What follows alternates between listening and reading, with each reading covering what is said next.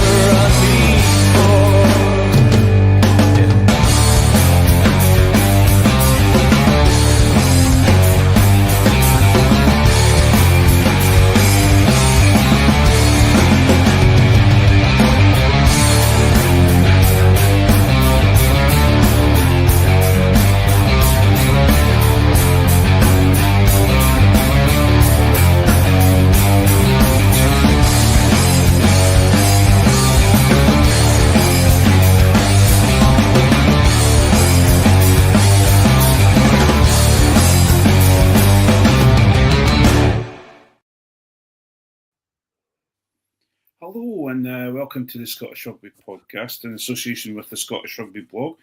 How are you all doing? I'm Craig Manson and we have a really interesting pod tonight. We're going to try our best not to engage a smug style face for most of the evening.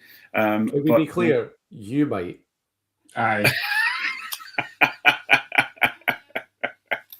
We will wait and see. We will see.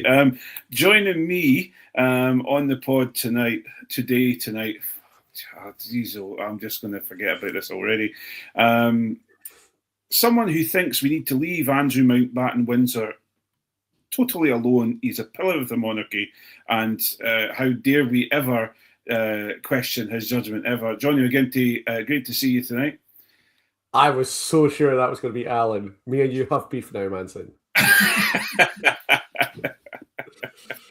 And an old school doctor, Jonny McGinty, he's joining us today, and also an old school doctor that thinks flu can be cured with ginger root and a shot of whiskey. COVID can be cured with garlic paste, a South American mushroom, and a shot of whiskey. Well, actually, all things can be cured with a shot of whiskey. Alan McDonald, how are you doing tonight? I'm very well, Craig. I don't know what you mean about the whiskey. That's just surely that's just the remnants of your iron brew that you just tipped out your can. That's it. Absolutely, that's what it is. When you say ginger root, do you just mean a night with Rob Harley? Wow, we're not on the Patreon yet, Jonny. Just get but there's no swearing, so it's fine. Okay, I've worked this out. You see, all we're going to do is just have innuendo all night tonight. Alan's going to get his punnometer out and just get cracking on tonight. Well, an interesting week we've had, gentlemen. How are you all doing today? Have you had some fun this week? I know that you have, Jonny, because you've been busy not only upsetting the children of South Fife, but also upsetting some of the Welsh, I think, as well. But Alan, how's your week been? Yeah, well, I went in. Obviously, I was working on Saturday, but got home for the second half. My wife greeted me with a Negroni as I walked in the door, which I was very happy about. I should say this isn't a typical thing, but I had a wonderful second half because I was 2 Negronis deep by the end of the game and sent the dogs mental by punching my legs when Matt Fagerson charged things down. So yeah, wonderful time. And then winding up English colleagues. I've got a Welsh colleague that still thinks Wales have a chance. So that's been quite good fun. And we really better not lose because I've got a house here and everything. I can't afford to move. But I'm going to have to if we do. Jonny, how's your week been? Oh, class. We cancelled our plans to go out and watch the game. We went out to watch the Italy game at How Beer Project, which, if you're in the area, is excellent, by the way.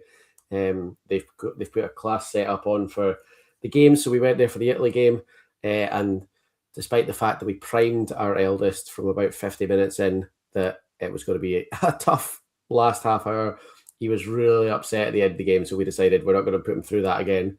When the teams came out on Thursday, we took one look at the Scotland team, cancelled our plans to go out, and decided to just watch it in the house so that we didn't get a really upset child on our hands again, and then cursed that decision by about 15 minutes in on Saturday afternoon. So our youngest, who takes ear defenders with her when she goes to Murrayfield, was wearing the ear defenders in the living room watching the game on Saturday because me and the eldest were making so much noise. So it was very good fun. We enjoyed it a lot. Yeah, it's the same with us. I had been whisked away by the current Mrs. Manson to a cheeky wee boat hole up in the Highlands. Highlands, it was the lowlands of the Highlands near Aberfeldy, and it was a beautiful, beautiful little annex of a house, and underfloor heating, which is a revelation. My feet are warm. What's all that about? I enjoyed watching it on the smallest TV I've ever seen in my entire life. But I could hardly see because I didn't have my glasses. Well, my glasses, I was too far away from the TV for my glasses to work. But also when I took my glasses off, it was still fuzzy. But I tell you what, those beers and the bottle of champagne I took with us went down incredibly well. An interesting weekend. We'll move on quickly to the news. Because I'm sure we've got plenty to say about certain things that we're going to talk about further down the line. But first of all, we talked about it a little bit last week, but I wanted to give her plenty due on the podcast. Jade Conkle has announced her retirement from rugby just at the end of last week. Jade, who played at Highland, she played a bit for Highland, did she not, Alan? I think was she not Craig Denane woman? Because Highland didn't have a women's team. That's what it was. Because Craig Denane, because Mama Conkle, we've met her a few times because we played against Craig Denane, and she was a Craig Denane person too. So played up at Inverness Craig Denane, moved to Glasgow to Hillhead Jordan Hill, and to a team that dominated the Premiership for many, many years. Made her Scotland debut against England in 2013. She's played in Lille. She ended up at Harlequins in 2018. Was Scotland's first ever professional women player. That was she became that in 2016, which really we have to stand up and say, like, she was a real ceiling breaker, glass ceiling breaker for Scottish rugby. A really nice person as well, to be perfectly honest. And then all of this while becoming a firefighter in London and having a proper job. Jade Conkle, Alan, seeing as you're a Highland boy, you're an Inverness boy too. She's some player. Oh, she is. I should correct you and say Jade's from the Black Isle, and I think she might be cross if we refer to as a product of Inverness. The Black Isle's very much its own thing. Okay. But she is very much from the local area. Capped in 4 or 5 positions for Scotland, both props, lock, and number 8, I think. I think you're right. I mean, that in itself says something about her, and that, her willingness just to play for the jersey and not be precious with what position she's playing, and just being out and doing her best for Scotland being the big thing. So yeah, just absolutely incredible, and she was always there for the Highland girls team. Like my daughter's got selfies with her when they went down to international games and things. She very much made herself available and was aware of her position as a role model, and just utterly fantastic. Yeah, and Jonny, just as we said, first ever professional woman for Scotland. No matter how disappointed we all were that they only made one professional contract available, and those were the days of just us all shaking our heads at the SRU. But to be that first professional player, a real leader, not only on the field but off the field. Yeah, an absolute talisman, like you say. Massive character, massive leader on the field. Alan's alluded to it already, the same off the field. I think as well, almost like a proto Alona Mayer, in that she was just like unapologetically and unforgivably tough as well. Like, Oh yeah. Jade is hard as nails and was not shy about it. And like, I think, especially in the early days of women's rugby, you know, Alona Mayer's made a massive career out of it nowadays to just stand up and be like, yeah, I'm like super tough and I don't care what you think.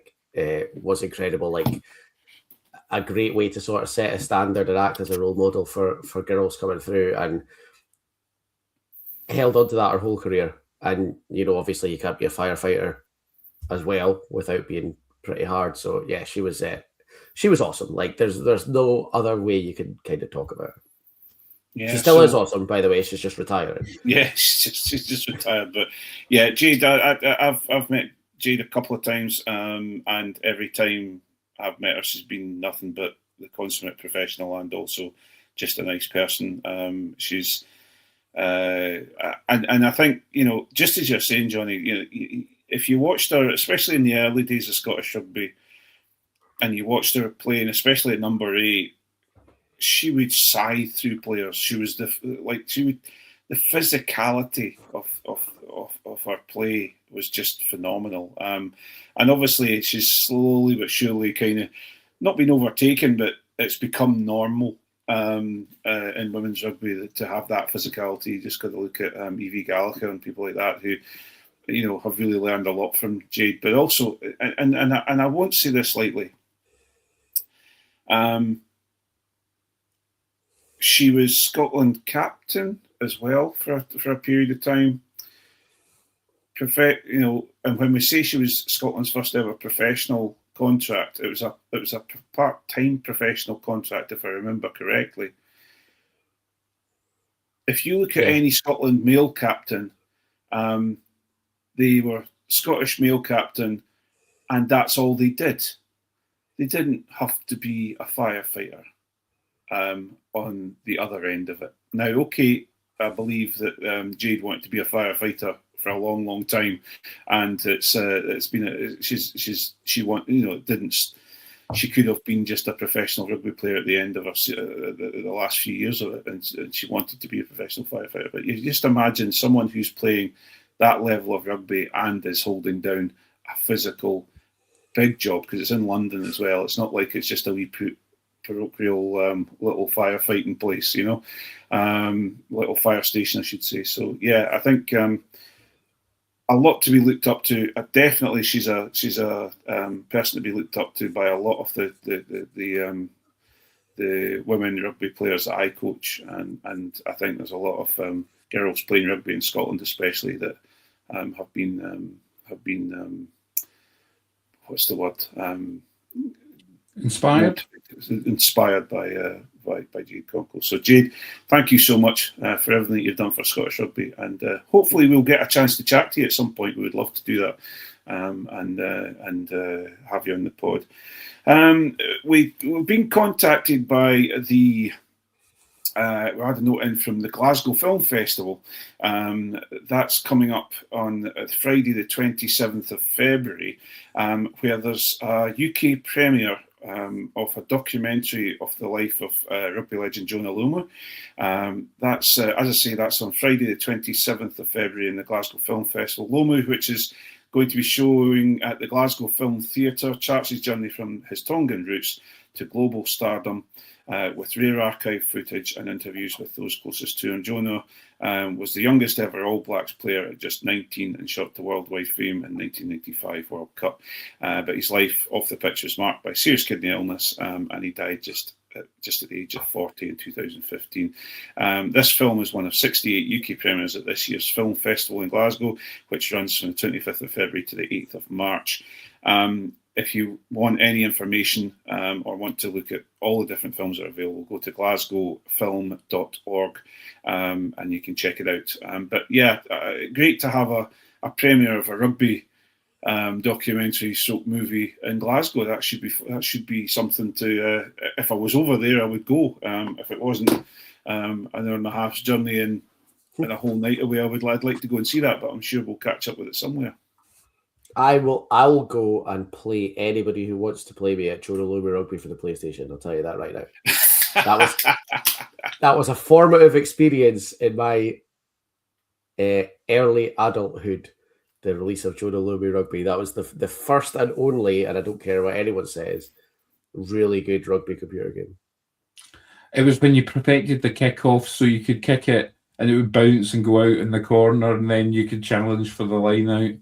That was, yeah. Well, see, I never played John the Lumley Rugby. I was a Colin McRae rally guy, so that was the one that took up all my time. But anyway, that's our news bit kind of over at the moment, because we're going to come back to it in the Patreon part.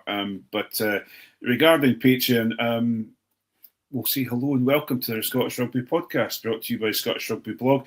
Our podcast is part of the Sports Social Network, and please don't forget to give us a follow or a like on your favourite podcast app. If you're watching on YouTube, please hit the subscribe button, and don't forget to give us a follow on social media. You can find all the links to our site, on our site, I should say, at www.scottishRugbyblog.co.uk, where you must go and have a wee read, because the lesser spotted Rory Baldwin has put hand to keyboard regarding the Calcutta Cup, and it's a really nice I think piece. he said he dictated it. He hasn't tried. Did he dictate it? He didn't type it out. Did he dictate it? Okay. Mouth to microphone. Mouth to pre-recorded microphone. He's not even as brave as us. He put it to pre-recorded microphone. Is that why he was asking for my dictaphone, and I totally not got mixed up by it? I don't know what he didn't like. He didn't like the picture I sent him. I don't know why. Just use his finger like everyone else. If you're listening on Apple and like what we do, please leave us a review on Apple Podcasts. If you'd like more content and want to support what we do, you can subscribe to our Patreon from just £3 a month. And that gives you access to a super secret Facebook group. And the second part of tonight's podcast, as well as Patreon exclusives, but the second half of the podcast tonight obviously has the legendary Hands in the Ruck section, but we get a little bit looser with the conversation as well. And also, we're going to discuss the team news for Scotland v Wales. But right at this moment in time, Scotland 31, England 20. England were pretty much blown off the park for most of the game. Tries from Jamie Ritchie, 2 from Hugh Jones, and 1 from Ben White.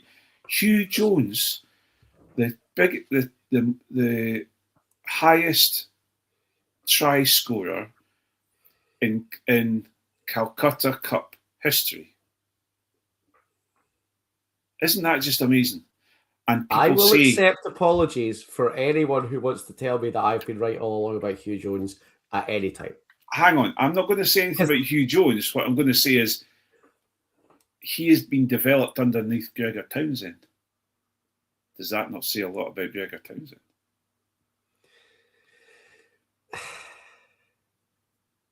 Do you know what? Duhan van der Merwe's quite high on the list of Calcutta Cup try scorers as well. And I don't think it's ever been in doubt that Gregor Townsend is capable of putting together a team that beats England. It's beating everybody else that's the problem.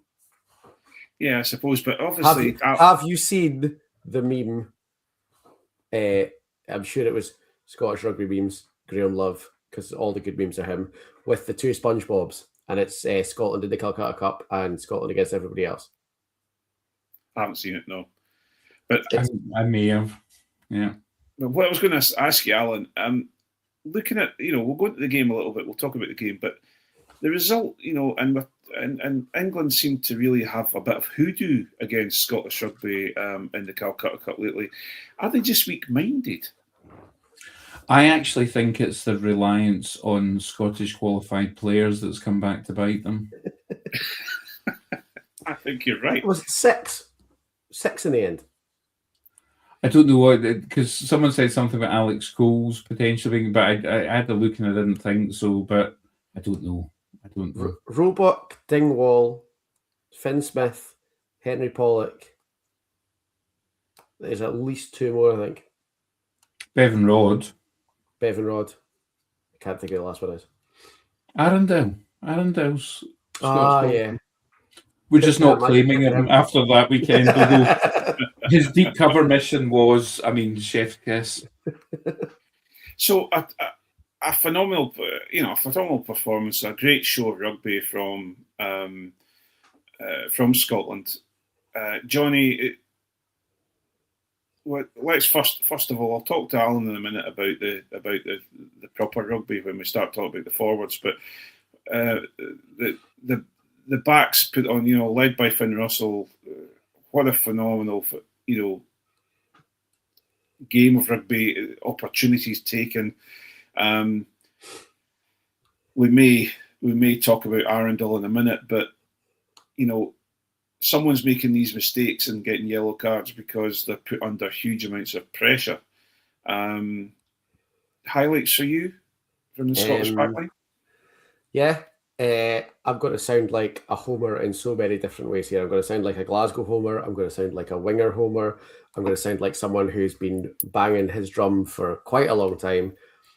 Kyle Steyn went out on Saturday afternoon and showed that he did not become statistically the best player in Europe by accident, because England couldn't kick and they couldn't compete Scotland's kicks without Kyle Steyn in their faces for every single one.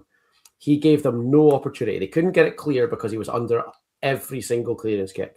They couldn't gather it safely because he was under every single kick that Ben White or Finn Russell put over. He was incredible. Like, people have, I guess, quite rightly, if Six Nations time, if you're a casual watcher, people have quite rightly been saying, where are Darcy Graham and Duhan van der Merwe in the Six Nations? And I understand if you're a Six Nations watcher and you see a Scotland team that hasn't got Darcy or Duhan in it, it does raise a few eyebrows. Those of us in particular who have watched a lot of Glasgow this year would have had Kyle Steyn as one of the first names on the team sheet, and he absolutely showed why on Saturday. Like, that was one of the best performances I've seen a winger put in for Scotland in years. And I think because of the way that he did it, it went a little bit unnoticed. He didn't beat six defenders and score like Duhan would do, and he didn't step three of them in a food box like Darcy would do. But he made life miserable for that English back three for the whole afternoon on Saturday, and that was the basis. He took their game away from them. Yeah, and I think Alan, that's got a lot to do with Scotland's performance. Is that they played England, and I mean, when I say played, I mean they played to their strengths against England's weaknesses. England look, in my opinion, and I'm sure you can correct me if I'm wrong or give me your opinion on it, but England look like a fuel tanker in the sea that needs 6 miles to stop, or they seem to not be able to change on the hoof. They seem to be very, very much almost to the point where they're coached almost like a Joe Smith team. That's you at the kickoff you do this, then you do this, then you do that, then you do the other, and if it doesn't work, they're all standing around scratching their head. Yeah, when you said take 6 miles to stop and 3 to turn, I was wondering if you meant England or just their fullback Freddie Stewart. But I think, yeah, I think all rugby teams to an extent are now really coached to the point where it's difficult to think on your feet. You could argue Scotland had that issue in Italy as well. And I think, but England's game's built on the kick chase, getting good ball back, working from there. And Scotland got in their face, particularly through Kyle Steyn, but through others, and really disrupted that kick chase, stopped them being able to get the ball back, denied them that platform, and created broken field running for themselves. Yeah, and when it comes to broken field running, there's no one better than Finn Russell, Jonny. No, and I think he's really benefited this year from everybody else around him kind of being on the same page. And when we were sitting watching at the house on Saturday, we were talking about, like, Finsanity is back to a certain extent, but now, rather than it just being like, oh, he's just done something mad and no one can really work out why, it's like he's done something mad and everybody around him has kind of worked out what's happening. That slap pass to Hugh Jones for the first try or second try, that was Slap pass was to Jamie Ritchie, wasn't it? mental. No, Jamie Ritchie pass. Oh no, that was Sione to Yeah. Jamie Ritchie. Yeah. My It was mental. But back in the day, Finn would have done something mental like that, and it would have caught somebody on the Scotland team by surprise as much as it caught everybody else by surprise. I think Hugh and Sione in particular, but a lot of the other players around them seem to be on the same page with that now, so that when we do get broken play and we're going at 100 miles an hour and all of a sudden Finn tries something, it's not like the Scotland players around him are thinking, Jesus, what's he done that for? Sione and Hugh in particular, but a lot of other players as well, can kind of at least half see it coming. And that makes a massive difference, I think. Like, you cannot play like that on your own, because all that happens is, like, he slaps that through and there's nobody there. You've got to have at least a couple of people that sort of at least half know what's going to happen. Yeah, well, Ben White has been quoted today. Well, in fact, I've seen the clip of him saying that that try that Ellis Genge fumbled, he was all set to pass the ball, and Finn was shouting at him about something else, and he passed the ball to Finn because he thought Finn wanted the ball, and Finn was absolutely and utterly incredulous about him passing the ball, but then thought, oh, Chris, right, okay, I'll get it sorted out, and the try came from there. And it seems to be that everyone seems to be on this ability to now, they've been playing long enough with Finn now that they know what's going to happen if they've got open play. I do want to take him up on something though, because I saw the other clip on the Scottish Rugby Instagram today talking about a slap pass, and at one point he says, "Yeah, you don't really practice something like that." And I want to say, Finn, thanks to him, I've spent 2.5 hours coaching under 10s since Saturday afternoon, and all they have done is practice that. So thank you very much. You might not practice it, but I've got to deal with 29-year-olds now trying to do it. So now everybody's practicing it. Maybe you don't, but everybody else is now. The thing that really got me about, Ben White saying that he'd thrown the ball to Finn, and Finn it wasn't expecting it and wasn't really appreciating the pass, is that's the passage of play the commentator described Finn as relaxed as a sloth in a day spa. So whatever Finn's thinking, he's looking relaxed and his brain's working, which is just great. It's fantastic. And of course the opportunity comes out of it. And even if Genge hadn't spilled it, he was isolated. There were Scotland players bearing down on him. It was a penalty at the very least, and potentially another yellow card.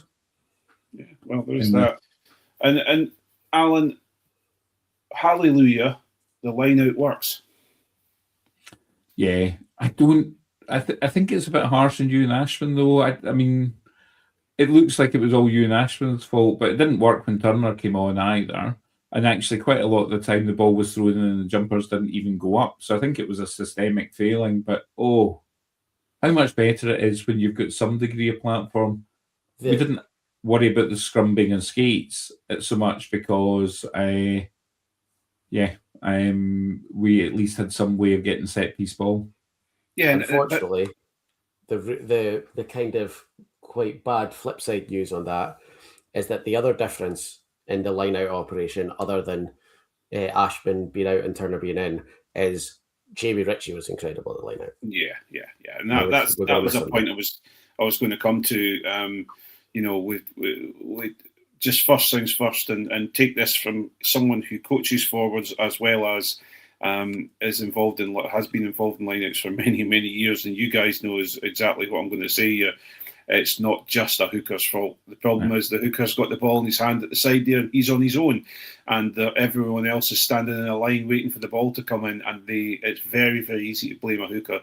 Now, don't get me wrong, Ewan Ashman does not cover himself in glory at times for both Edinburgh and for Scotland when it comes to balls coming, to lineouts. But the pylon I felt was difficult to listen to when with the Italy game, because there's many moving parts in the lineout. But Jamie, going back to the photo from the Italy game, the one that sort of looks like an accidental Renaissance painting, the elevation that the Italy jumper gets compared to the Scotland jumper.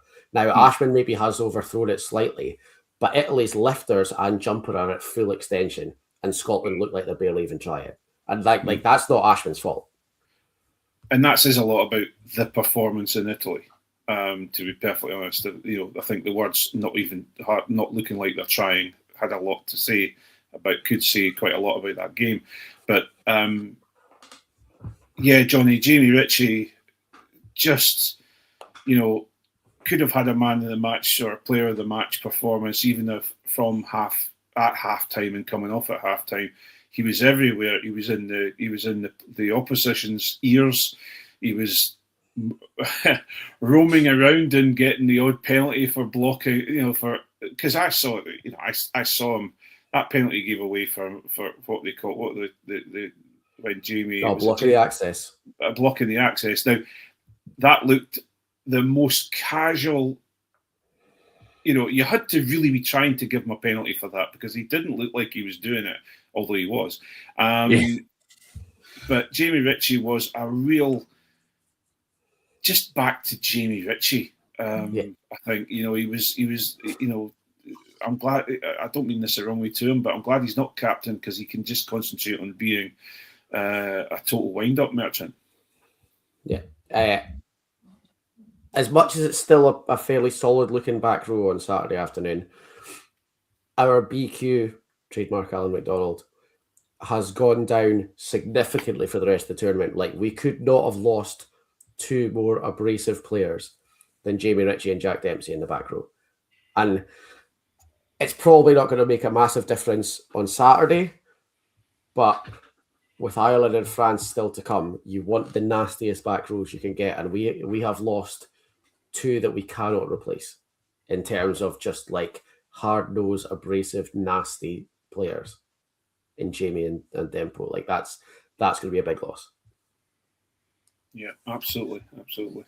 I don't think we've lost the line out jumping, fortunately, because of course the person that's replaced Jamie, will come to it, was one of our primary second row jumpers on Saturday, and actually has a fair amount of BQ himself. But yeah, it's a net loss from the team. It really is, and another net loss from the team.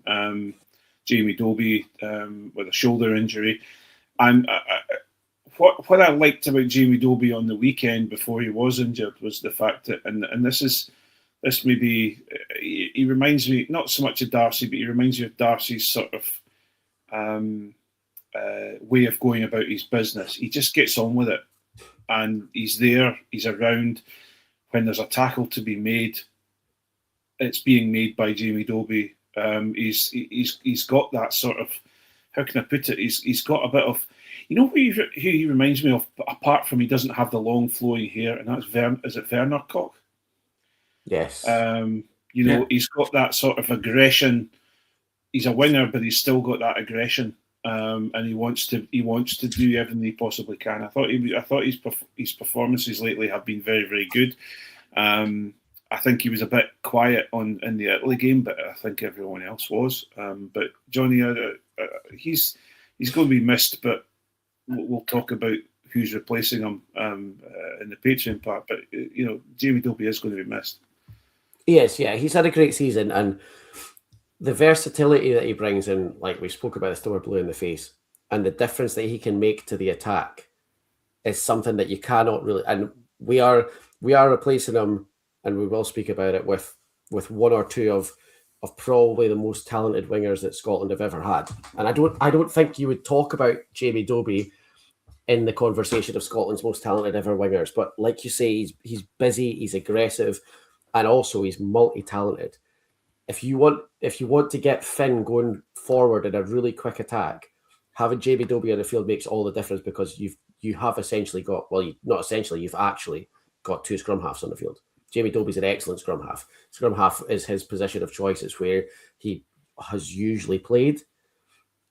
And having somebody who can do that makes your attack just that much quicker. And that's not something we can replace. We can replace a lot of what he does. And we can arguably replace it with more talent at certain aspects of playing on the wing. but neither Darcy or Doohan has that ability to double at scrum half that Jamie does. Yeah, and Alan, a quietly confident game from Tom Jordan. Obviously there were a few other players on the field who were getting the plaudits and being superstars, but Tom Jordan at 15 seemed to have a better game this game. I think in some ways, and again, it feels like a backhanded compliment, but it's absolutely not intended as such. One of the best things you can say about Jordan's performance at 15 is that you didn't notice it. You tend to notice what goes wrong, particularly if someone's playing in the third choice position, as he is. But he absolutely just did everything that was expected of him. I thought it was excellent. The problem I have is I still, and I'm going to put on my Edinburgh tinted glasses here. I still don't understand why Tom Jordan was on the field instead of Blair Kinghorn. Because for me, I want an all-out 15 on the field at every game. So So something's going on, and I don't know what it is. But something's going on. To see Blair Kinghorn going home to play for Toulouse, I really am against that, and I'm going to stand on that hill, whether I'm going to die on it or not. But it's I really don't understand why we're bringing someone in who plays better at different positions. And I'm not saying he didn't have a good game on the weekend, but I just don't understand why we're putting someone like him into 15 when we've got Blair King on there, who is world class at 15 nowadays. But just some good news later on, Craig. There is that. But last minute to go, and then we're going to move on to Patreon. But we'll finish off with a slight negative. Our scrummage seems to have lost a little bit of an edge. Xander Fagerson doesn't seem to have come back to his old grizzled self at the moment. However, Alan, it seemed that Elliot Miller-Mills has risen to the challenge. Yeah, I owe Elliot Miller-Mills an apology, because when we were speaking last week, I talked about the benches all being full of players who could change the energy of the game, and said that Elliot Miller-Mills couldn't, but he was just there because he was the best understudy to Xander, and I was very pleased to eat my words on that. I think I thought he was great when he came on. Craig, what do you think the problem with Xander is? Why was Genge getting? What was he doing? Have you had a chance to have a think about it? I had a look at it, and I think there's two things. Xander's come up against one of the best loose head scrummagers in the world. At the moment, Ellis Genge is world class. But he was painting an incredibly good picture. Now, I don't know if... I think Xander works... You see, because, for example, if you watch Xander a couple of times, he was extending his legs out quite far. It was almost like he was going back. Remember when we went through a stage where I think Xander and also... Simon Bergen, etc., were getting pinged regularly for Glasgow and for Scotland because they were overextending themselves in the scrum, and they were and I was saying, why are they doing this? Are they coaching this at Glasgow? And I was finding it really difficult to understand what was going on. It's almost like he's clicked back into a muscle memory but for me, I think that's because he had. I'm not entirely sure he had the sort of strength behind him in second row that he's used to. I don't know. I just saw that his legs are overextending, so he's overextending. So the minute Ellis Genge puts any sort of twist, any sort of movement through his shoulders into him, if he's overextended, he's going on the ground. And if the referee sees that, then he's overextended, penalty. Right, okay, scrum goes down again. Well, it's obviously him again, so he's going to get a penalty again. And I think that's where the difficulty came in. I might be completely wrong, and there might be, younger, more knowledgeable scrummagers out there who have watched that and thinking, because I remember being talking with someone who I respected a huge amount when it comes to scrummaging, saying that it was the loose head that was causing the problem, even though the loose head wasn't going to ground first on your own team, but because he was weaker, that the tight head prop was struggling and the pressure was bringing them down. So there's so many different ways you can look at it. But for me, the most obvious was the overextending of the legs and just going up against someone who's world class. And unfortunately, he had a bad day. So what? I'm relatively confident to say though that Xander will not have a game that bad again for a long time. No. Like, one thing about Xander is, if he has a really bad game, he'll correct it. Like, he's an incredibly smart prop. He knows a lot about propping, almost as much as Craig. And when he has a bad day like that, he won't have another one again for a long time. And you're right, like, Genge is one of the best loose heads in the world. And on top of that, Xander's always been kind of picked out for his ability to use a lot of old school dirty tricks as a prop. And if there's anybody better than Xander at that, it's Ellis Genge. Like, not only is he technically excellent, he's really good at proper dirty dark art prop stuff. And him and Xander have played together or alongside each other for ages. They were picked twice together for the Lions. Now, Xander obviously didn't go last year, but Xander and Ellis Genge went together, trained together for the Lions in 2021, were selected again in 2025. They know each other really well, and they are two of the best in the world. And at prop more than anything else, when you know your opposition that well, you know what Xander's going to try and do, what he's going to try and get away with. He knows what Ellis Genge is going to try and do and what Ellis Genge is going to try and get away with. And Genge just got away with it a bit better on Saturday than Xander did. I don't think that we'll see a performance like that from Xander again for quite a while. Yeah, if you watch Ellis Genge play for Bristol and you watch a lot of the Premiership games, he is continually at it when it comes to scrummaging. He is not just using power to win a scrum or win his part of the scrum. What he is using everything from chatting at people all the way through to different movements, etc. in the scrummage itself. And I have to say, you don't see that so much. Pardon me. You don't get to see that so much from a tight head because tight heads tend to be a bit more bound in and a bit more. So you don't really see a lot of it. Although you do see a bit of chat back because if you're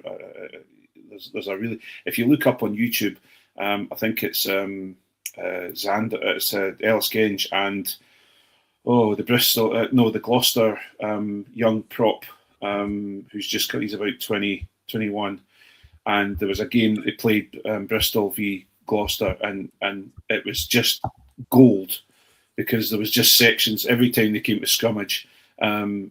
This young prop was getting one over on Ellis Genge, and Ellis Genge was getting more and more frustrated. And eventually, I think the young prop waved him bye-bye as he went off and was replaced by someone else. So you've got to, if you're a proper nose like I am when it comes to scrummaging, it's a really interesting battle. But unfortunately, the only thing that England won on the weekend was the loose head and tight head game in the scrum. And that was about it. So anyway, enough of that. Goes to show though just how depowered the scrum has become, because Scotland were second best in the scrum, but undisputably on top throughout the game, which I think is quite interesting.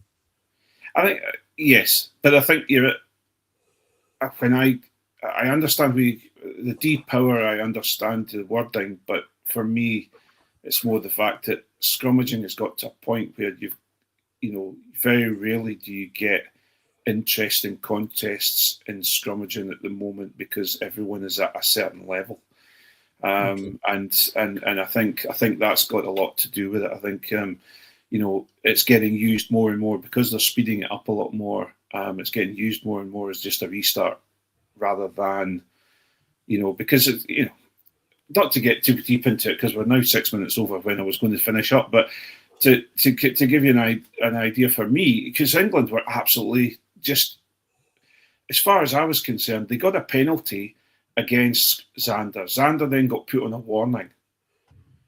The first thing I would have done if I was captain was say, scrum again. Yeah.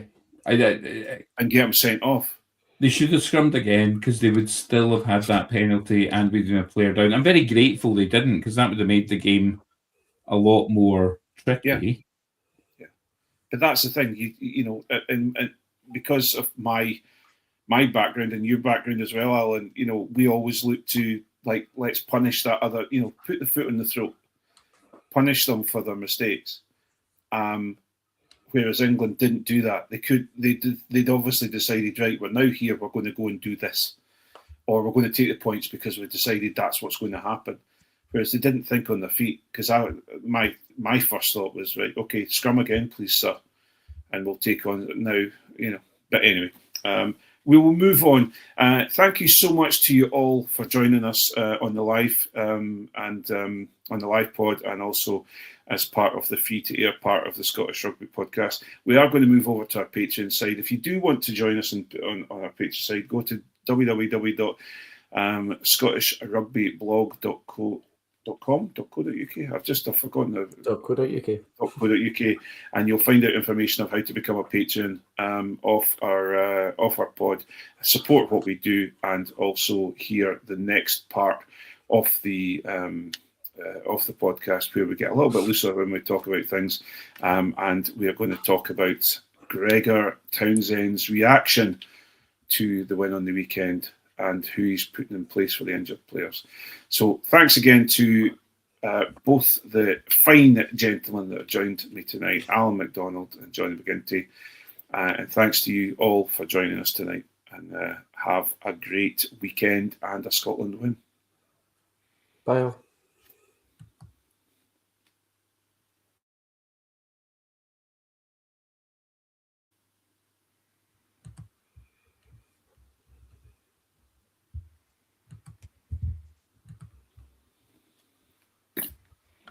Grand. On 49 minutes, Craig. That's perfect. Yeah, I try to be. Listen, thank you so much, Alan McDonald. I love it when you just encourage me to bore people shitless about scrummaging. That was class. You don't get that kind of technical insight from other people. I've never heard Lee Talbot talk about scrummaging like that.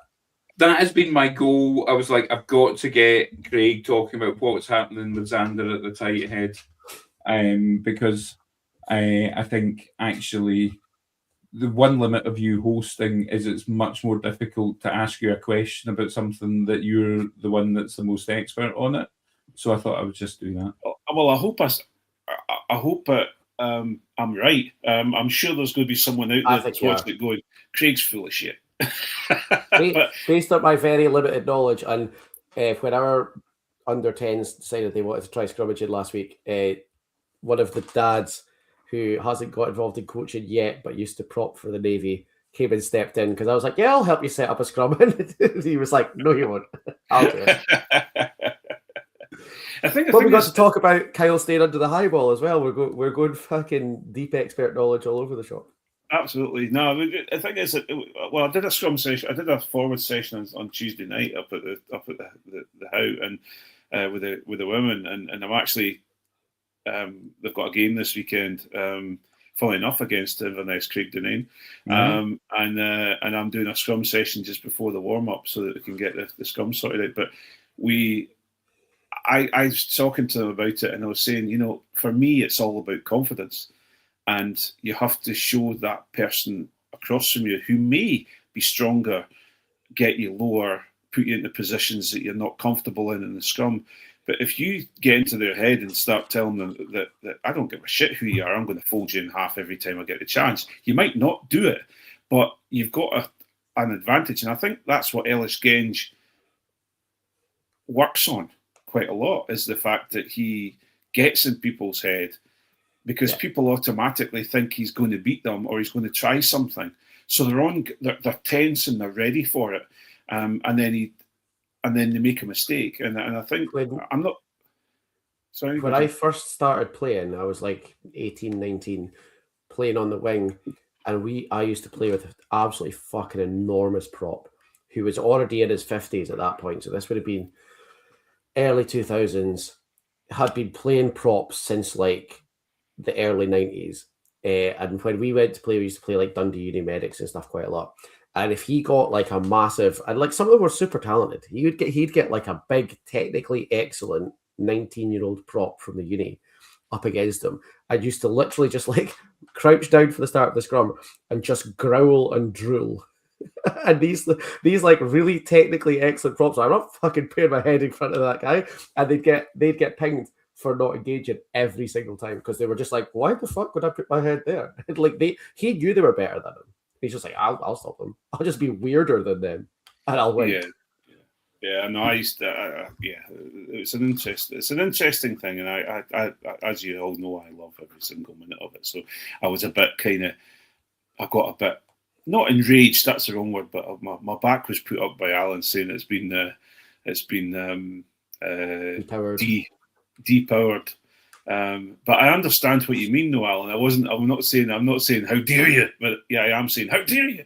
I think the thing is the scrum's been depowered in the game because usually if Scotland had go back 10, 15 years, if Scotland had a scrum that was doing as badly as our scrum was on Saturday, then we would have lost or only scraped a win in the game, whereas we won pretty comfortably. Yeah. No, I totally agree where you come from. And also, let's just say, nothing makes me smile more than seeing an Irish hooker and the world's best tight head prop getting getting their heads fed up their arses by Italian scrummagers. It was just absolutely it's the fact that they had to bring Michael Milne off because he was literally hovering in the air 2 scrums in a row. Fucking hilarious. And then said, like, it's fine, we'll bring on Tyke Furlong. First scrum after Tyke Furlong comes on, another Italian scrum penalty. Yeah. I can't be the only one that reevaluated the Scottish scrum effort in that context. Oh yeah. See, between the final whistle of the Italy-Ireland game and the start of our game, I was like, maybe we will win. Like, maybe Italy are actually just as good as, or maybe better than almost everyone else. No, that I have to say that's one thing I have been sitting here very quiet for the last week because I see all these memes about all the English pundits that are saying, "Oh, Scotland are going to get beaten," and everyone's going, "Fucking these folk are all arrogant fucking English." And I'm like, hang on a minute, I was thinking we were going to get fucking beat with English too. Yeah. We literally decided not to go out because we thought we were going to get battered that badly. Yeah, absolutely. I had zero faith in our ability to win. So my only thing was I thought we might win because I couldn't get a swap for the weekend. That was my thought. That's right. So it's all yours. It's all down to you. And John Anderson, who bought my tickets off me, and then actually needs to give them back, but he bought them off me, and then couldn't go. So his partner Kat and her cousin went. Right. So John and I, you're all welcome. Yeah. The current Mrs. McGinty couldn't even be bothered to put her Scotland top on Saturday afternoon. She said it wasn't worth the hassle of going to try and change her top. So she's never getting to wear her top to watch a Scotland game ever again. So the question is then, and I think Tom English was misquoted on the BBC podcast because they kept having a laugh on the Nations pod saying that Tom English didn't want Scotland to win. But what he meant was, if Scotland come out and put in a phenomenal performance against England and win the Calcutta Cup, it's almost giving Gregor Townsend the ability to turn around and go, well, see, told you. And this is the next thing that we have to talk about, guys, is there's two things. Has this win got Gregor Townsend out of the doghouse? And second of all, there's nothing like watching someone who's been under so much fucking pressure for the last month, 2 months, whatever it is, watch Matt Fagerson charge down a drop goal that they'd been talking about in training for the last week, and sit there with absolutely emotionless and drink his Red Bull out his coffee mug. I thought that's going to be a meme. I thought that was the Kermit sipping tea meme. That was just... Like, it's really difficult because obviously we all enjoyed it a lot, right? It has blown the Six Nations wide open because Ireland looked massively unconvincing. Yeah. Italy looked really good. I don't think France probably aren't that worried, but I don't think England watched that Ireland-Italy game on Saturday and came out of it more worried about Ireland. So anything could happen, but we are at the stage now where just beating England is not good enough. Yeah. But Alan, you know, this whole thing of Scotland only get up for the English. Well, first of all, yeah, we do. Of course, it's a hugely passionate game. No shit. Have you met yourselves? Yeah, no shit. But also, I think, you know, a Wales game is a big game for the Scottish too, because we had a long time that we could never win against them. The Irish game, we've got to get ourselves up somehow because we're now at a stage of how many? 15, 16 times we've never won against them or whatever it was. So surely the days of just getting up for the English are gone now. Does Townsend have enough wee blue pills that he can get us up for everyone else? That's the question. That is the question. No, I think, look, does the win get Townsend out the doghouse?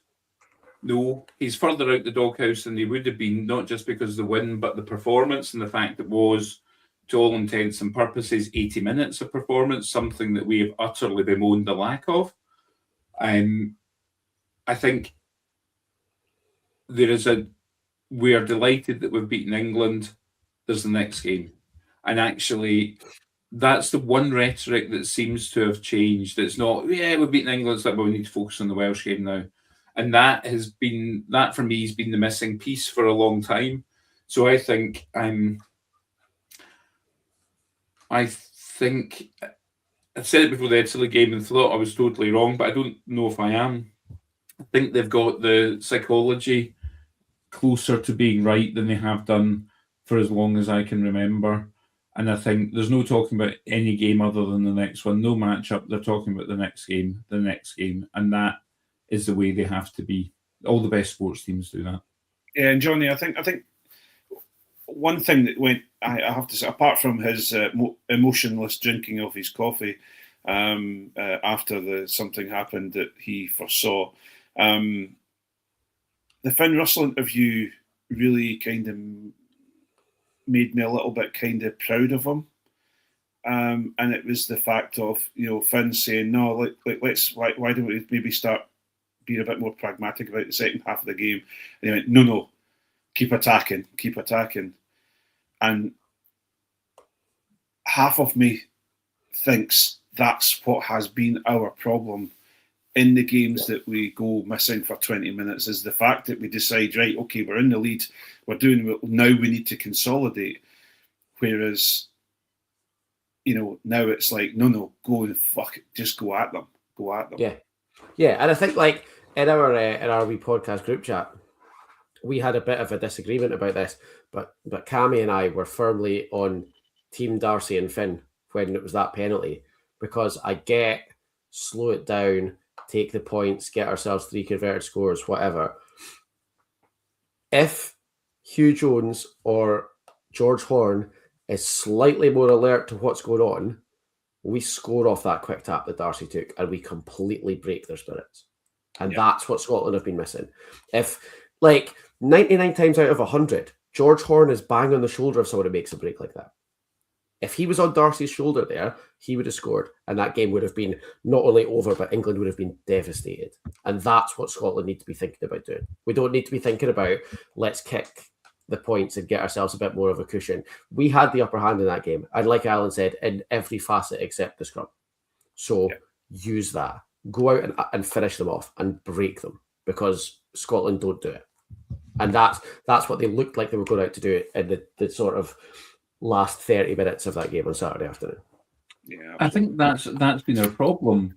We we get to a point and we think we have to change and we have to do something different, when actually the answer is no, just keep doing what's working.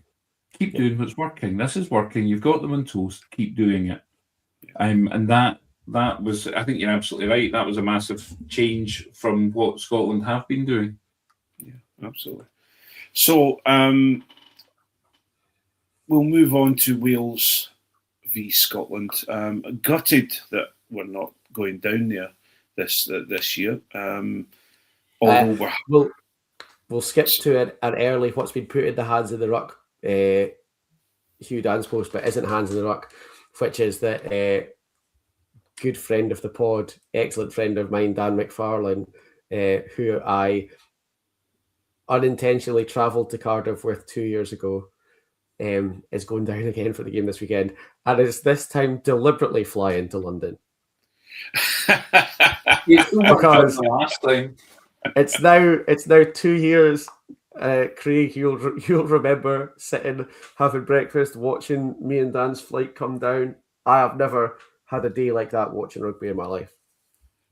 And yeah, I'm glad that Dan's going, and I hope he's got a more organised plan for getting from London to Cardiff. We honestly did not giggle very much about that at all. And while we're eating breakfast and having a pint, looking at the flight radar and seeing Jonny. Oh, he's coming to Bristol. He's coming to Bristol. Oh no, he's not coming to Bristol. He's going to. Was it Gatwick or Heathrow? You came into Gatwick. We went to Gatwick. So thank goodness you managed to find some fantastic Scotland fans to be with, and you all got yourselves through to the game. And I was amazed. We're all sitting in the ground, getting ready for the kickoff. Is Jonny going to make it? And does he make it for the kickoff? He makes it for kickoff. Made it for the anthems. Yeah, most important. Like the proverbial bad penny, Jonny McGinty always turns up. I'll tell you another wee story just to because Jonny will find this incredibly funny, because he did find it funny. I didn't at the time. We'd been out and what was the bar that we're in that makes its own beer? Oh no, Tiny Rebel. We've been in Tiny Rebel for most of the day. Met up with Lee from Blood and Mud, met up from Josh from Blood and Mud, we met up with Grav and everyone, and Phil. What's Phil's second name? Phil Lewis. Yeah, Phil Lewis, and just call him Sexy Phil. I don't know who.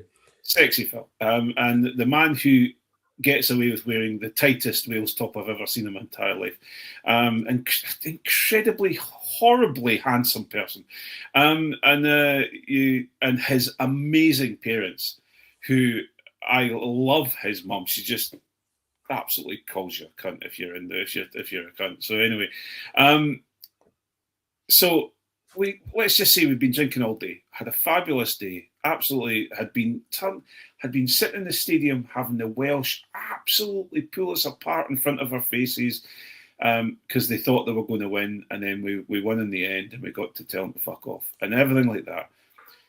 And we had a small box on the front door of the house which had a code number on it, and everybody got given the code number because no one told me the code number because I was there was late. The key was. And me being a bit older than a few of the boys, me and Cammy, because Cammy was there, Cammy Black, Cammy and I kind of had enough, and we thought we're going to get through the humanity that is Cardiff. I get to a taxi, get back to the house, and we'll have a chat, have a cup of tea, and then go to bed. So I'm in my bed, about 11 o'clock, I think, probably about 11, half 11. Now, some of you may say that's a fucking travesty when you're on a rugby day in Cardiff, but that was it. We'd been at it for a long time. And I'd driven down the day before, and I was going to be driving back the next day. All I'm hearing is excuses. 2 o'clock in the fucking morning, Jonny McGinty? 2:45. 2:45 in the morning. Bang, bang, bang, bang, bang, bang. Now, the reason there was the banging on the door was A, that Jonny McGinty had forgotten his code number and couldn't get it. No one ever told me the code number. And because I was late, because my flight ended up in London. And my fucking room was the one on the fucking bottom floor. So guess who had to get out of his bed and go to be greeted by loved up Jonny McGinty, who just wanted a kiss and a cuddle, and to say sorry that he'd woken fucking me up. Oh, I was. Craig was not in the humour for a cuddle, Alan. I'll tell you that. Not. But I was quite insistent. To the point that Johnny Bear Craig, I think, would be something I would go some distance to avoid. Well, I think self-preservation instinct. Johnny went completely other way. No, he decided that, no, Craig, you're upset, but I'm going to win you over by following you into your room and almost getting into bed with you because you're telling me to fuck off so much. I just really thought a cuddle would make you feel better. Poor Grav's, what's Grav's partner called? M. Thought I was going to kill him. So anyway, that was I'd see if the story ended there, that would be bad enough.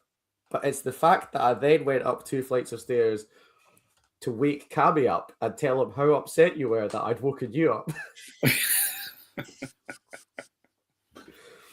It was quite the performance.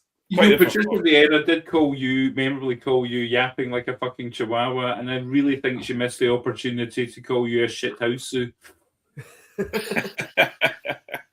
So, Wales, I love Wales, and I will go back there again at some point and enjoy all that humanity gives you in Wales, in Cardiff on a Six Nations night. But we're not going to manage to get down there, but we are making it to Edinburgh for a wee podcast get together.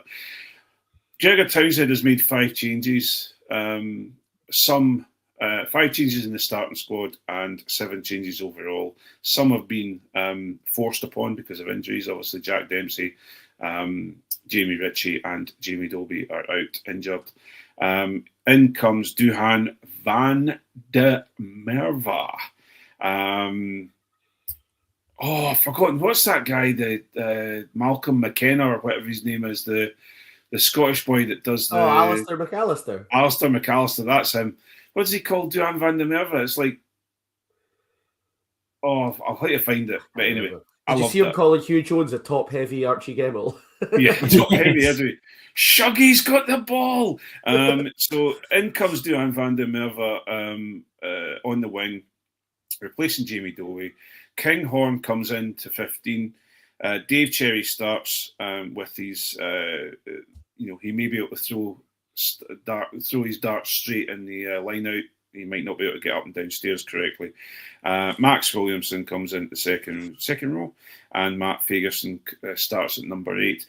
Josh Bayliss and Grant Gilchrist come into the 5-3 split bench, along with Tom Jordan goes onto the bench along with Darcy and George Horn.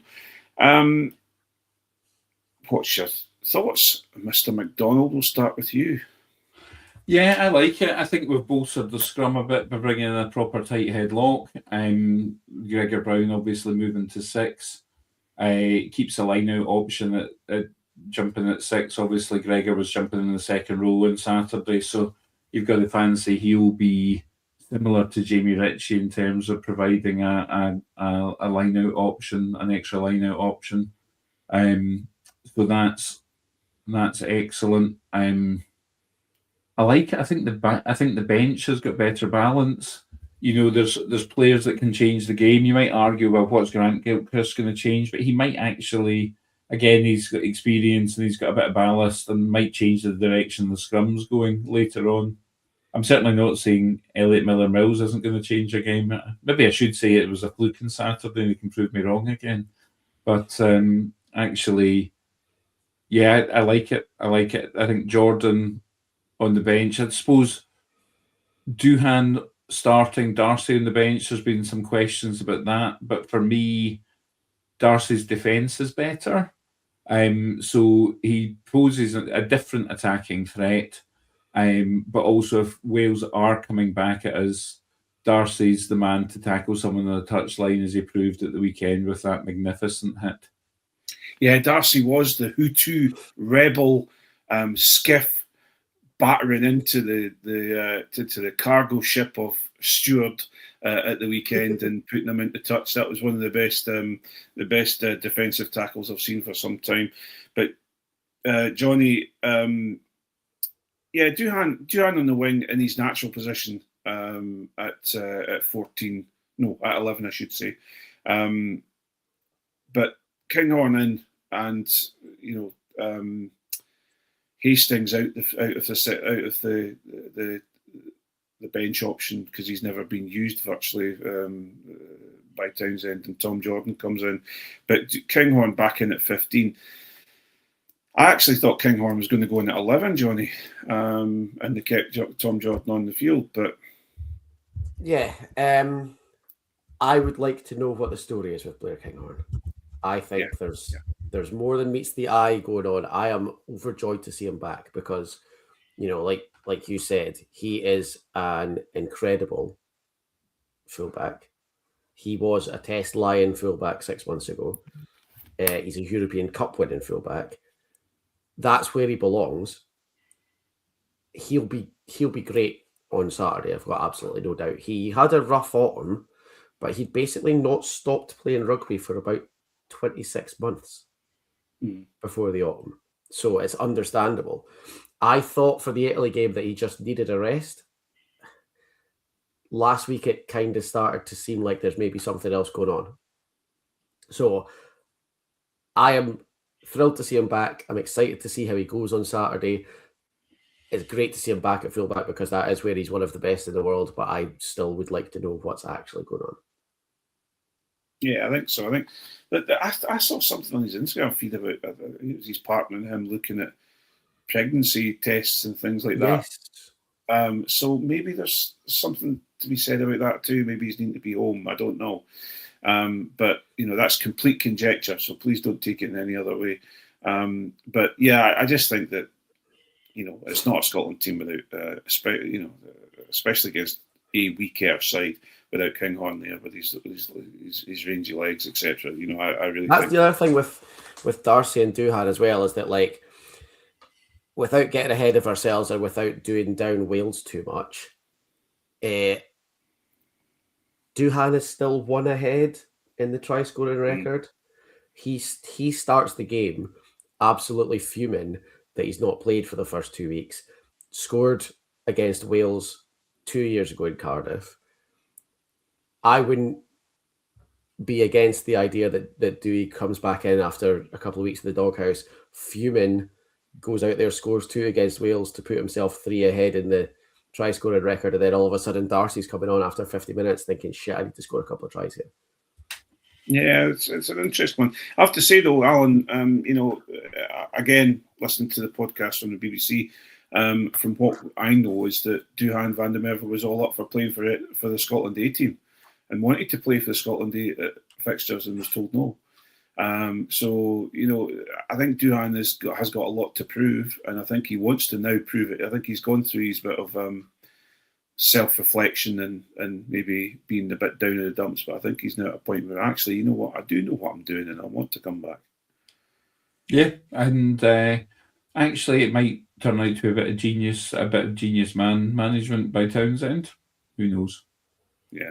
And I'll tell you one thing, that's one thing Duhan van der Merwe does, and also most of our Scottish backs, in a later game, they will make James Lowe look incredibly slow because he is incredibly slow. Yeah, it's an interesting back three that Wales have gone for. Yeah. Josh Adams, who it would be a toss-up with James Lowe in a foot race. Yeah.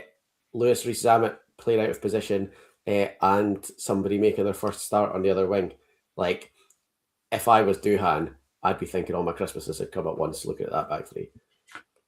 Josh Adams, what happened to him? Like, he was a fantastic wing going into that 2021 Lions tour, and he's still mint. He's still suffering the karma of hosting an illegal gender reveal, which might be the worst and most embarrassing thing that anyone's ever done in the history of humanity. So he fucking deserves it. I disagree with that, Johnny, because I think he managed something truly beautiful.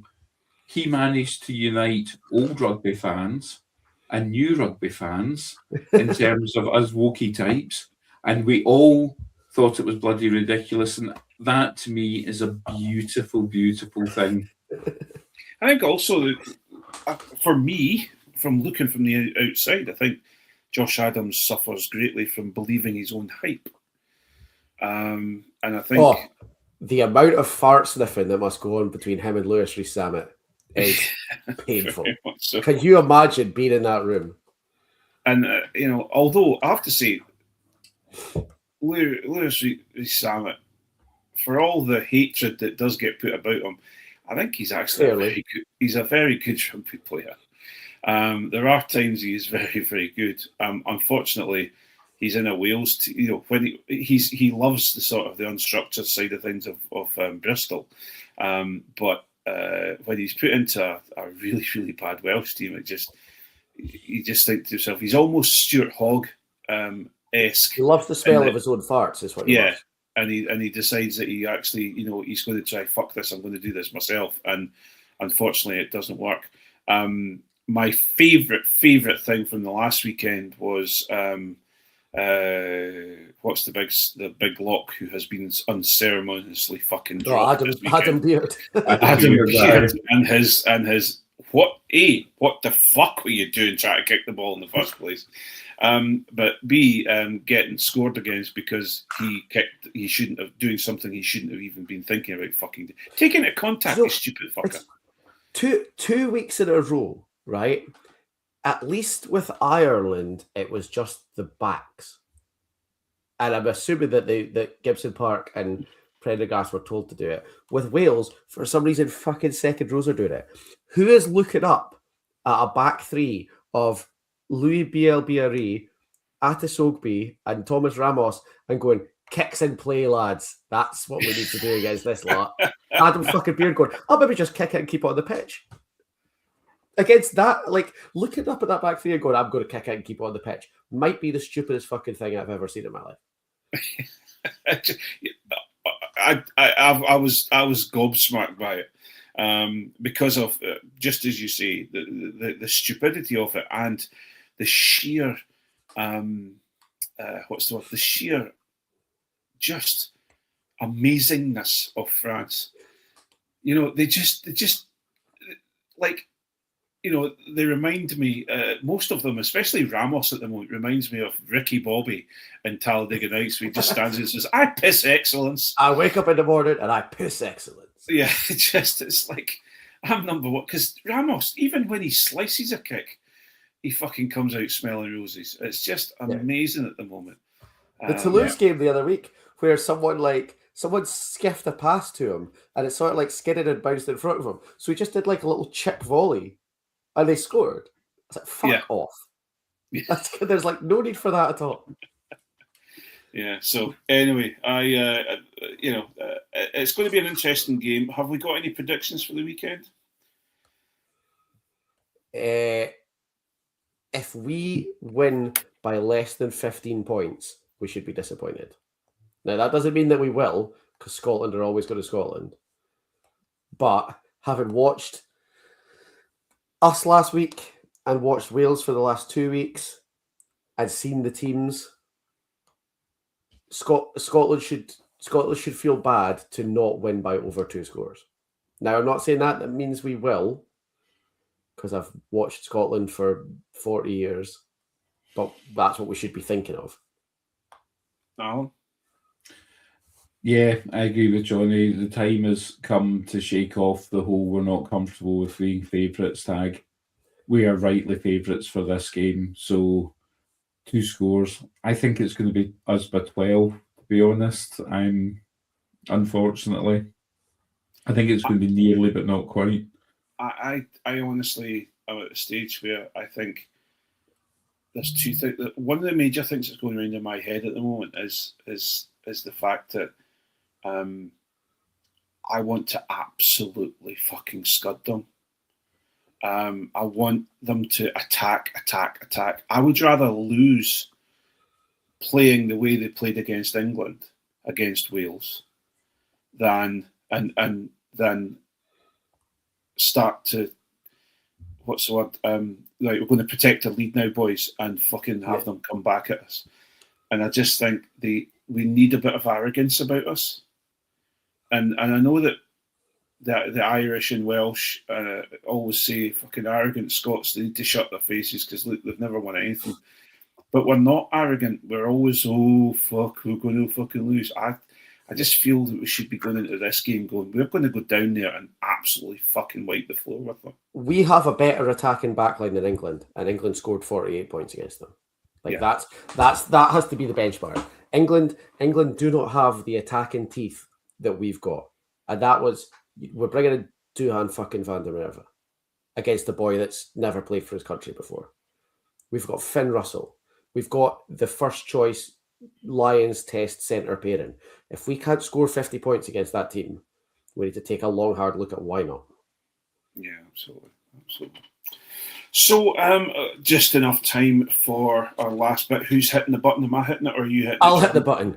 All right. The bit that Mark loves the most is hands in the rug. Hands in the rug, who has got their hands in the rug? Hands in the rug, hands in the rug, who has got their hands in the rug?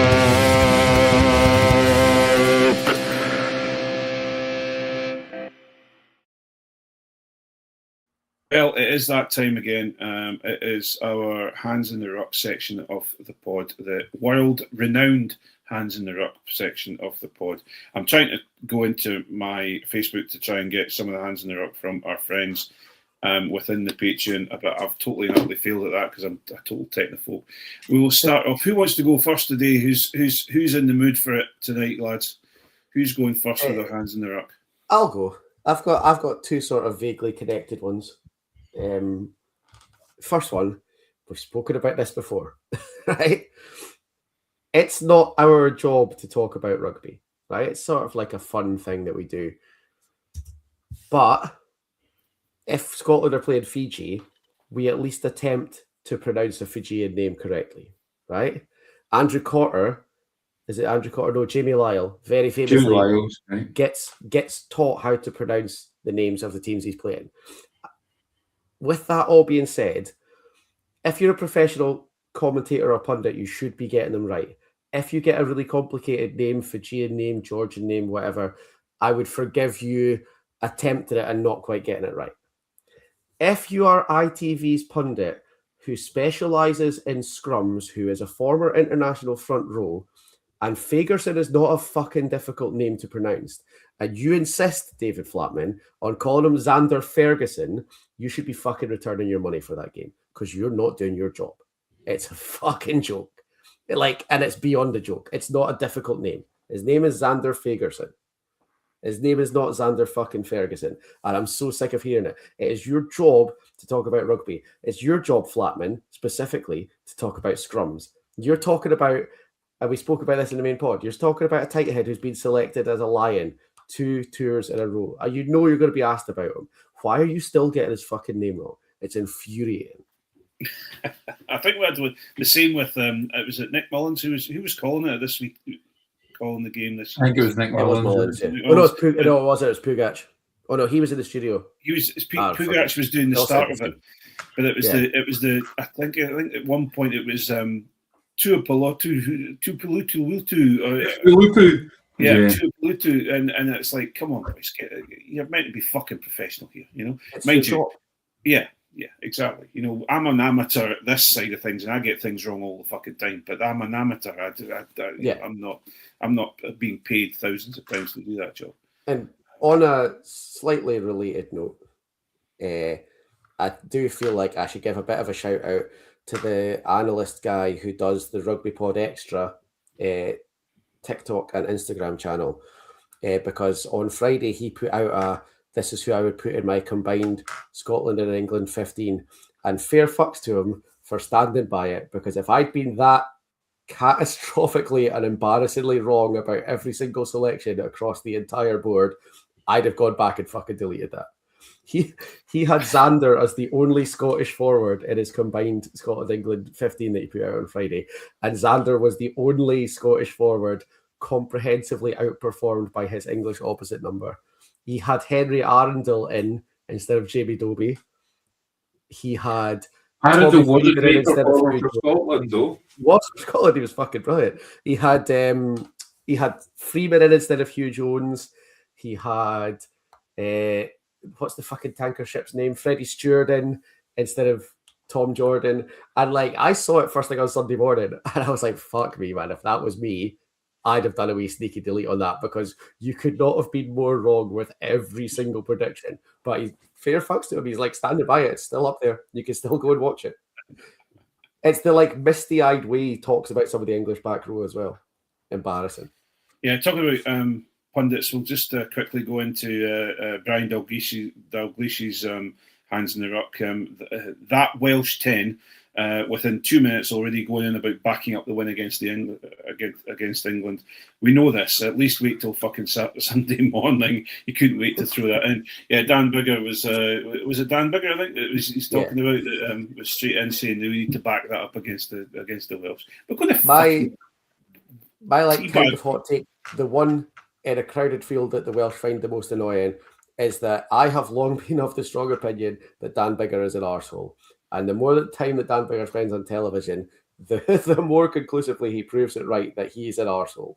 I'm getting really fucking fed up with it. Alan, what's your hands in the ruck today? So I've got a couple of unrelated ones. The first one is a prominent former Scottish player doing his sort of diary of the Six Nations type thing and talking points, talking about people chirping at the English players and saying I suppose it's to be expected. He is Australian after all, and you're like, his granny's been great. She's the most Scottish woman ever. Let's leave that aside. But he's like, is this really sort of behaviour we want from the captain of Scotland? This is something to play inside. And the answer is yes, absolutely, unequivocally, yes. You know, a bit of chirping and a bit of, you know, it's a shame if you tried hard, you might go into our bench to Henry Pollock. It was just perfect. That was one of I loved that one. That was a personal favourite. I also loved George Horn asking Ben Earl why he wasn't celebrating when he got driven out of the tackle. Fucking brilliant. More of that, please. I think Sione actually was a perfect captain on the weekend. You know, that discussion he had with the referee about relooking at the Stein Arundel collision, you know, because it was just going to be a penalty only. Yeah. And then you know, he had a wee chat, and then next thing he's looking at it, and Arundel's getting a yellow card, and then goodbye. Well, the other thing was actually, I thought that he sort of said, "I'll take my players away, but you need to look at it." And I just thought that was, I'm doing it. Yeah, obviously we shouldn't be crowding around you shouting for it, sir. We'll take the players away, but you need to look at it. And I thought that was good captaining. So I thought he captained really well. I also, I know I shared this with you guys the other day, but I feel like we do need to give a bit of a shout out to the person who actually started all of the shithousing on Saturday afternoon, which, if you haven't seen it, during the lineups, Princess Anne said to Joe Hayes, "Oh, I thought you were really good on the traitors."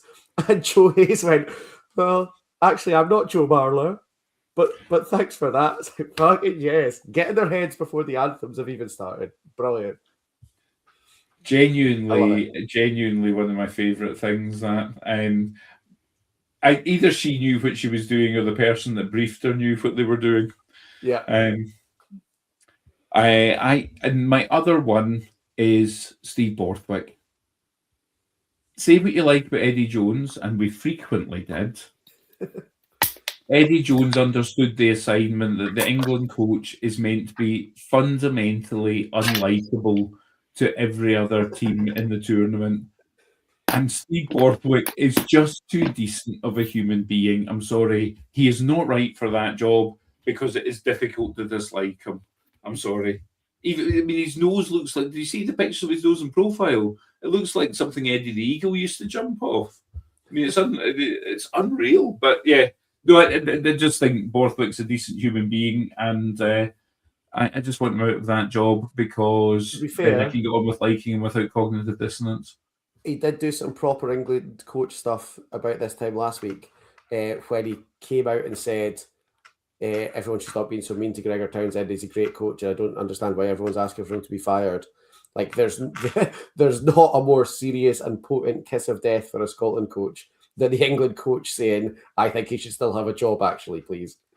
But I still think he was actually. I mean, yes, there was a shithousing effect of it, but I think he was actually being a decent human being with it. I don't think he was doing it to shithouse, even though the effect was he was.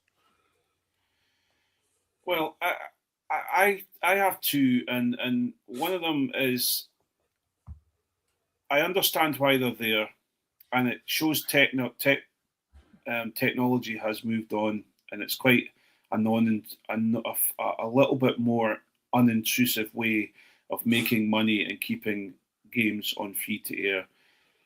But will you stop showing fucking adverts when it's scrum time? It's doing the fucking head in. So your problem is that they've picked what everyone else thinks is the most boring bit of the game to put the adverts in. Fuck them, and just go and they can fuck off into the sea. I understand why they're there, and I understand it, but when you get fucking Austin Healy comes out with they kick the ball at the touch, and as they're getting the line out ready, Austin Healy will show you a replay of what that this piece of the back work was really, really good, etc. Why don't they put the adverts in there and leave the scrum the fuck alone? Anyway, that is but the one I really do want to say, and we need to stop this immediately, and I've brought this up, I'm repeating my hands in the ruck, but I have to say this, because it needs to stop right fucking now. There is no such thing as the POM squad. Fuck off with your POM squad. Chris Jones has been doing it far too much on the Five Live podcast, and he needs to fucking stop it. The POM squad does not exist. Fuck off. You're just trying to be a really, really poor version of South Africa. The fucking mad thing about it is, right? It doesn't mean substitutes.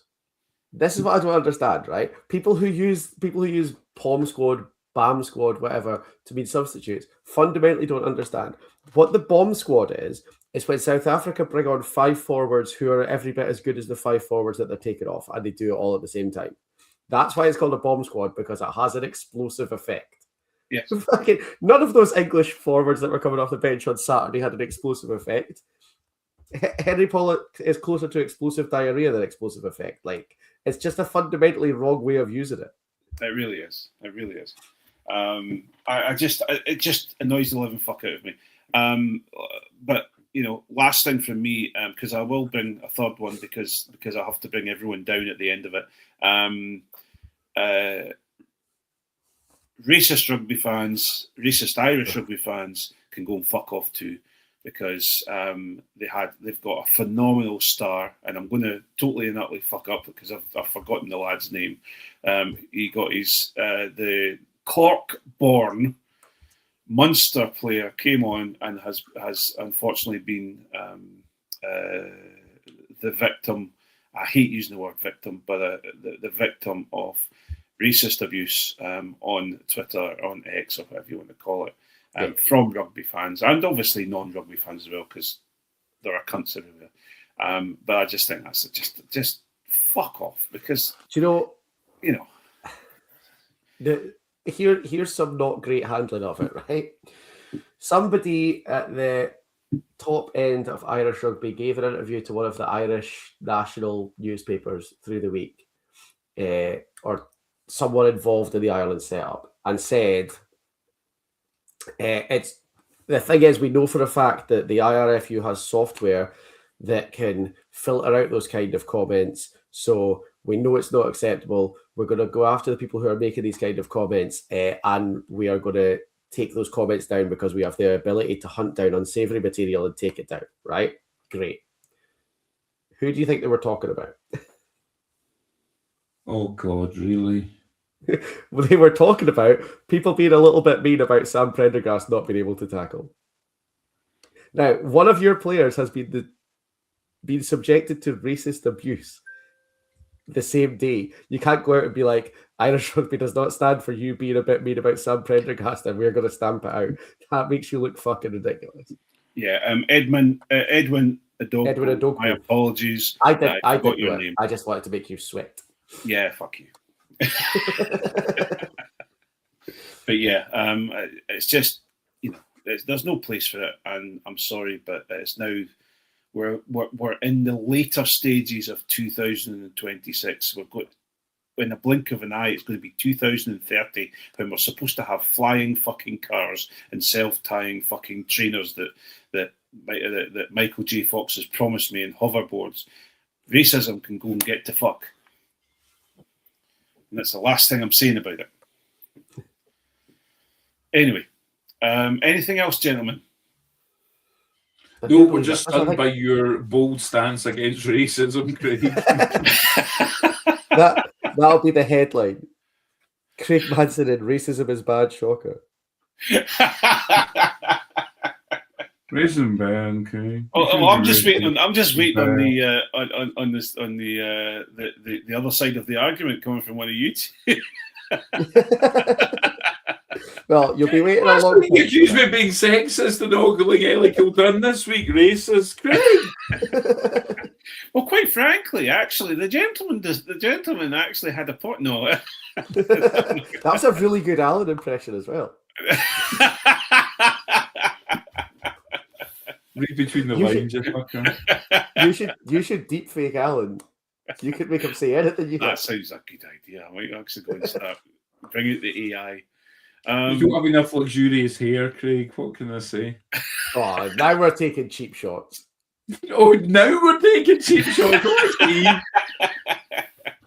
Don't you worry, Allan. When we meet up at the weekend, I'll buy you a beautiful pint of the driest fucking beer you've ever had that makes the inside of your mouth turn inside out. I've had some of the Vault City sours, Craig. Nothing. Yeah. Oh, we should lovely, go to but oh my goodness, you can't have more than two. Brilliant idea. You're so smart, Allan. We should go to Vault. Brilliant. Yeah. Well, on that note, thank you so much to you both for joining, for coming on the pod tonight. Thank you to all of our lovely patrons for tuning in. We love you all, and thank you so much for your support as usual. We're looking forward to a Scotland win, an absolute wiping of the floor of the Welsh by the Scottish. But for now, thank you very much, and it's good night from me and good night from these lovely gentlemen, Jonny McGinty and Allan McDonald. Bye all. Good night.